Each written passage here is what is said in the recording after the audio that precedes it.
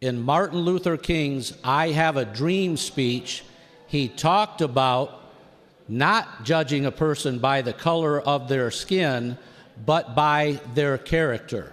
I think this legislation follows Dr. Martin Luther King's thought processes in that we have, and we should have at this day and age, a colorblind society where that we all are afforded opportunity, we are all afforded equality, and I think this legislation does a great job in moving that forward. Let us all be human beings and treat each other with respect and dignity.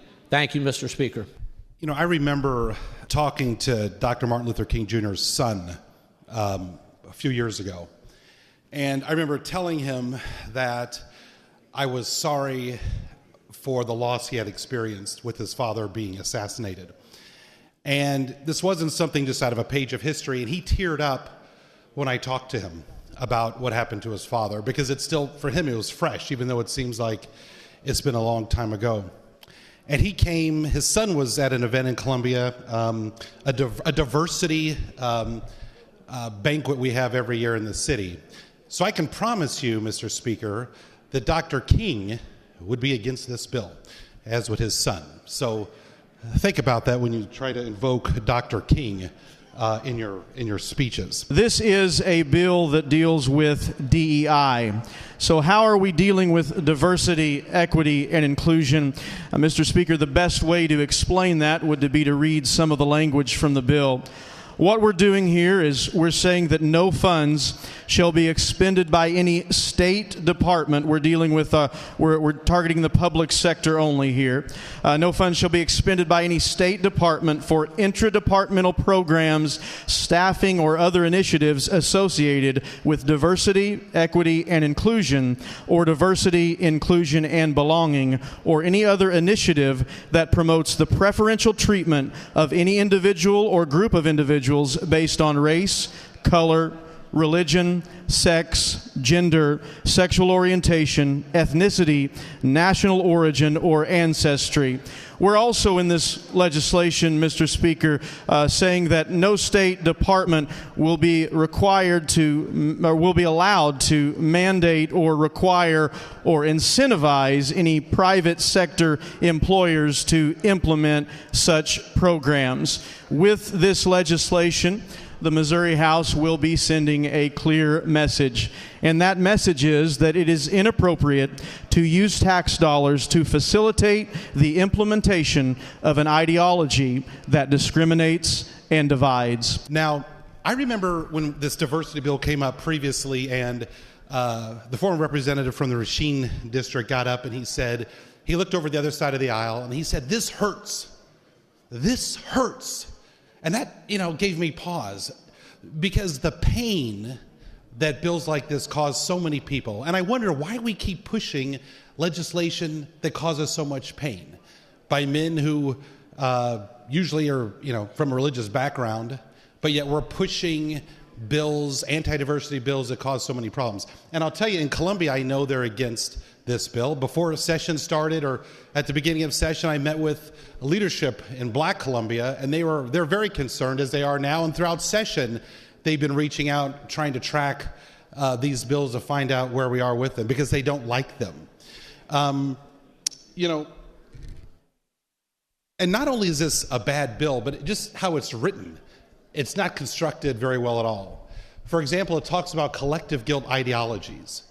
So we cannot have funds going to the state if there's a program that's going to cause collective guilt. What does that mean? So that means if you have a program for inclusivity because there was another program that excluded people years ago, or there's a problem with how things are done within the state or within the State Department, well, that may cause someone to feel guilty, so we're not going to do it. That's ridiculous. First of all, it's too big of an umbrella, and it allows anyone at any time to say, yeah, we're not going to do this because I feel guilty. And you know what?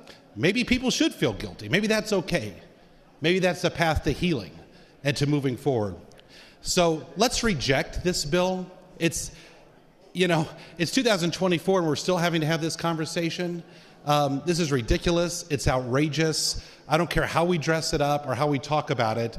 It's bad for Missouri, it's bad for the United States, and frankly, it's dangerous. I'm just going to read this one paragraph here because I think it's important that you have people who have concerns who feel like their voices are not being heard. So this is from an employee at the Department of the Division of Higher Education and Workforce Development. And I quote, "I am deeply concerned about this ideology being promoted within state government agencies. My opinion is this is a woke agenda and ultimately results in the potential development of word and thought police. It also creates greater division, victimization, and entitlement mentalities. I believe DEIB is destructive in nature and creates and even encourages people to be offended. Enough is enough.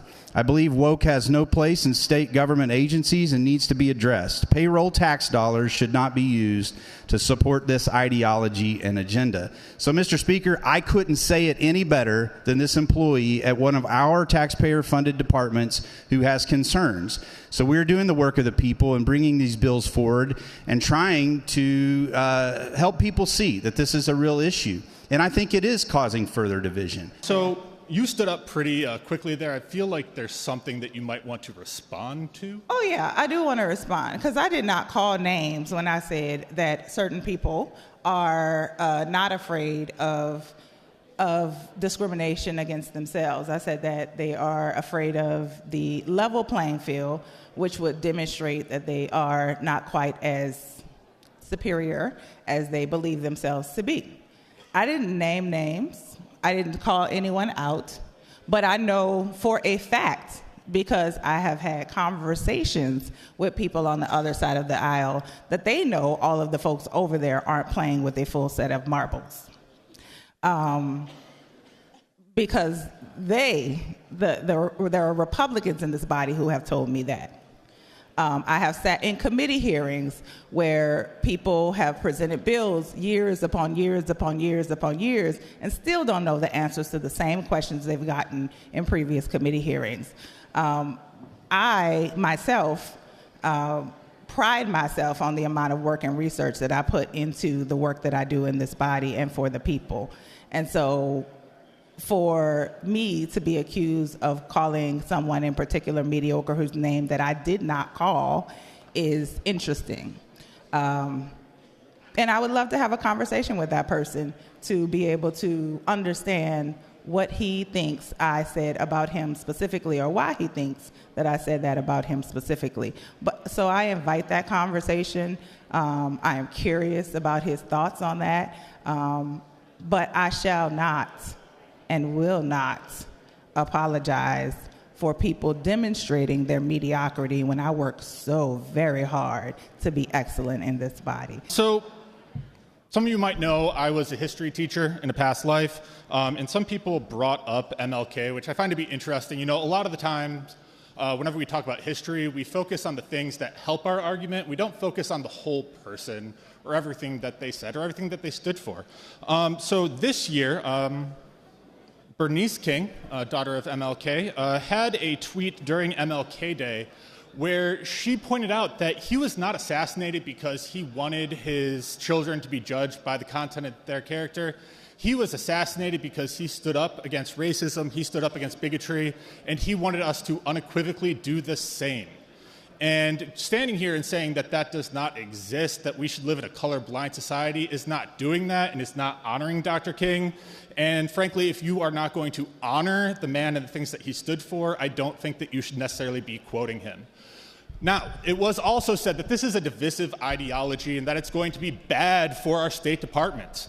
Well, I looked up a few research studies that showed that, DEI activities, DEI trainings create a more accepting environment and a place where people feel like they can be included. And that will increase productivity, that increases creativity, that increases problem solving. It also helps with retention. I know that, we have a problem with hiring for state employees. We should probably not be doing things that are going to cause more people to leave.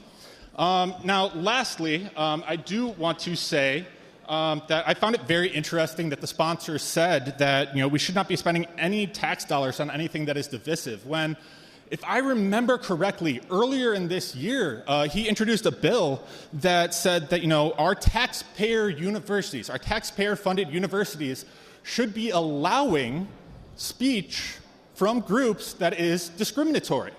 So I find it interesting that when he finds speech to be discriminatory, we need to be, bringing that down, we need to be stopping that. But when other people find speech to be discriminatory, he thinks that that should be allowed.